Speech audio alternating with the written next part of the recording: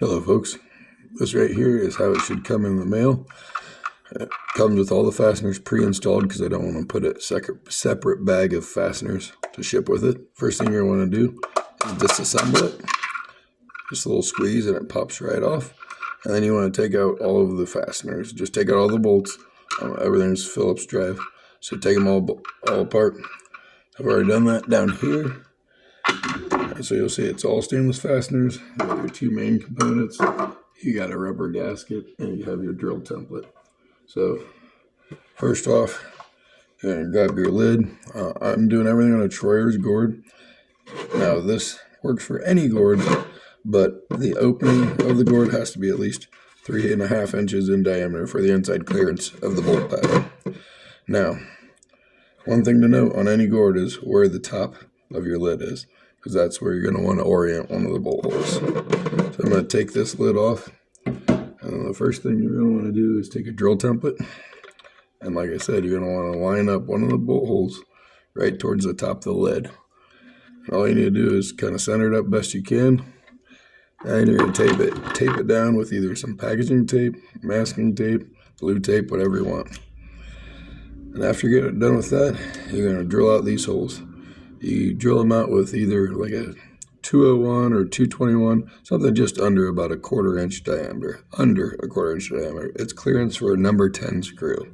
So you drill out the 4 holes, and then you have to cut this profile out. Now what I like to do is if I drill out these holes, I've got a good location, and to hold it securely instead of the tape, I'll actually take these bolts and actually bolt and nut them through to hold it exactly where it belongs. You can do it that way.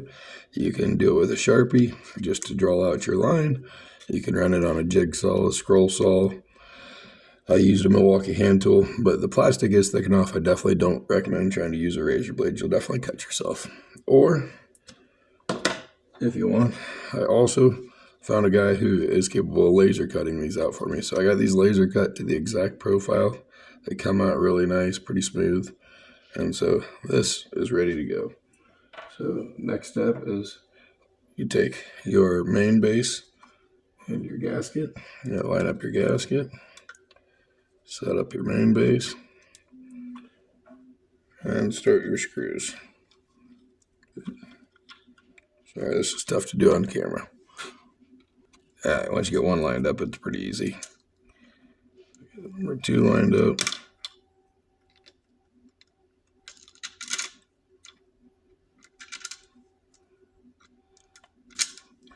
Place all the screws and screw them all tight. Alright, tighten all 4 bolts down, and I forgot to remind you, make sure that the top of the lid, which I encourage you to mark it where the carrying is also opposite of where the vent is. The vent is always going to be oriented towards the bottom. So once you got that, feel free to just screw it on. I'm going to keep it to the vents pointed down. Now next is going to be your lid and your blink mount. So you're going to take your blink mount, you're going to line it up back here. It doesn't matter if it's this way or 180 degrees. Either way is the same. Add your scoop. Add both screws.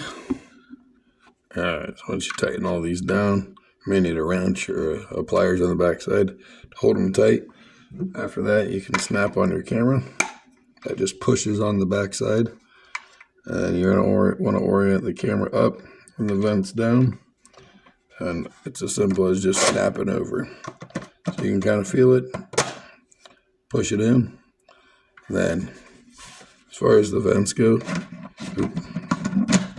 I didn't have it screwed on all the way. Whenever you want to open it on the super hot days, all it takes is a half a twist. Now, if you want to do the solar powered option, that's a bit of a not a whole new thing, but it's as easy as taking your blink camera,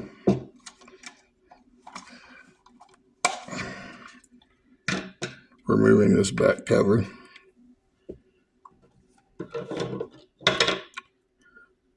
plugging in your solar camera. You can buy them specific for the blink. That way they come with a seal. Not that the whole mount should help keep all the water out, but that really keeps any of the water out of the compartment. Now when you go to push it in, same thing as before. You got a bit of a cable to deal with, so just kind of wrap that to the bottom a little bit. Snap it in. Now when you push it on, you make sure you route the cable out this groove right here.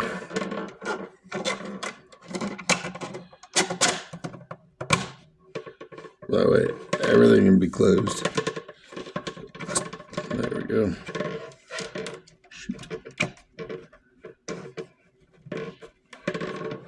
Get that in there, right? There it is. That should be locked just below the vent. Everything's still in just as it should. You can still operate the vent. And you can see into your gourd. Happy martining.